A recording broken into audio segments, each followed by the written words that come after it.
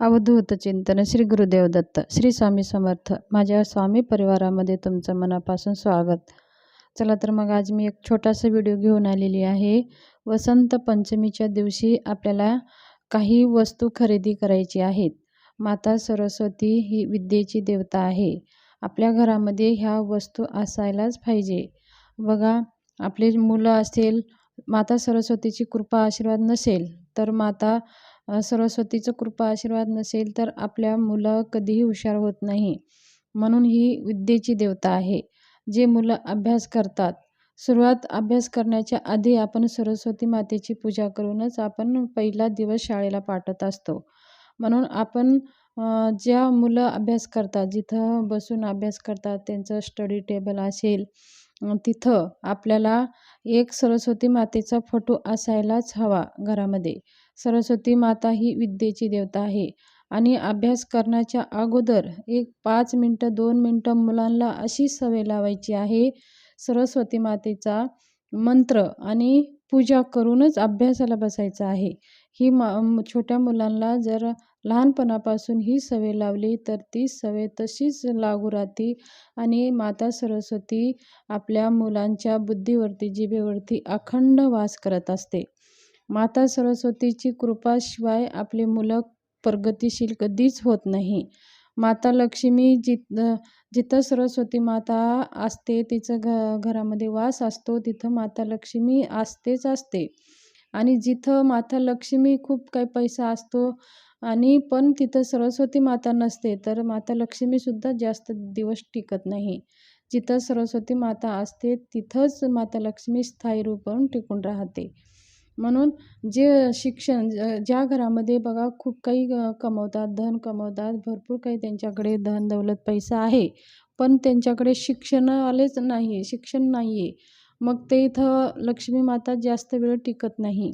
म्हणून जो मुलगा किंवा मुलं जे सरस्वती मातेच्या आशीर्वाद कृपाने शिक्षण घेतात आणि शिक्षण करून जे प्रगती करतात, तिथं लक्ष्मी माता अखंड वास करते।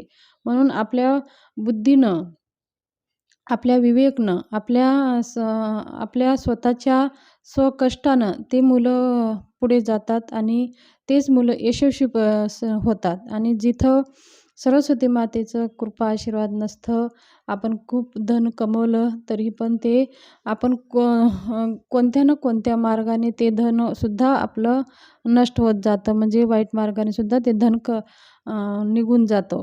तर सरस्वती माता आपल्यावर कृपा असायलाच हवा, सरस्वती मातेची कृपा आशीर्वाद आपल्या असायलाच हवे। म्हणून वसंत पंचमी हे सरस्वती मातेचं दिवस आहे, माता सरस्वतीचं जन्मदिवस आहे। ही वसंत पंचमीच्या दिवशी माता सरस्वतीचं जन्मदिवस आहे।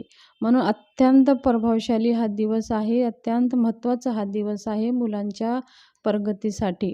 तर ह्या दिवशी आपल्याला माता सरस्वतीच्या जयंतीच्या दिवशी आपल्याला आपल्या घरामध्ये एक सरस्वती मातेचा फोटो किंवा मूर्ती असायलाच हवा। जर नसेल तर आपल्याला ह्या दिवशी खरेदी करून जरूर आणायचं आहे।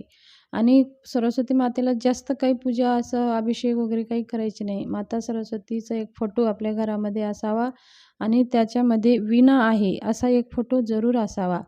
हातामध्ये ती वीणा घेतलेली आहे आणि आपल्याला आशीर्वाद देत आहे, अशा मुद्रामध्ये माता सरस्वतीचा फोटो आणून विधिवत पंचोपचार पूजा करून एक धूपदीप ओवाळून मग ते जिथं मुलं अभ्यास करतात त्या रूममध्ये मुलांच्या समोर सरस्वती मातेचा फोटो लावायचा आहे। आणि जर तुमच्याकडे असेल तर तुम्ही मुलांच्या स्टडी टेबलमध्ये लावला नसाल तर ते स्टडी टेबलमध्ये जरूर लावा। आणि जर तुमच्याकडे सरस्वती मातेचा फोटो नसेल तर तुम्ही वसंत पंचमीचा अत्यंत महत्त्वाचा दिवस आहे, त्या दिवशी माता सरस्वतीचं मूर्ती किंवा फोटो जरूर घेऊन या। आणि आपल्या मुलांना सरस्वती मातेचं बीज मंत्र ऐम हे शब्द एक माळ तर जरूर जप करायला लावा। ऐम हे सरस्वती मातेचा बीज मंत्र आहे। तुम्ही दररोज मुलांना जशी सवय लागल तशीच मुलं करायला सुरुवात करतात। तर ही छोटीशी माहिती शेअर करायची होती। माहिती कशी वाटली, आवडली असेल तर हा व्हिडिओ शेअर करा, सबस्क्राईब करा आणि जास्तीत जास्त लोकांमध्ये हा व्हिडिओ शेअर करा, म्हणजे प्रत्येक मुलांपर्यंत सरस्वती मातेची पूजा कशी करावी हे सगळ्यांना कळेल. धन्यवाद.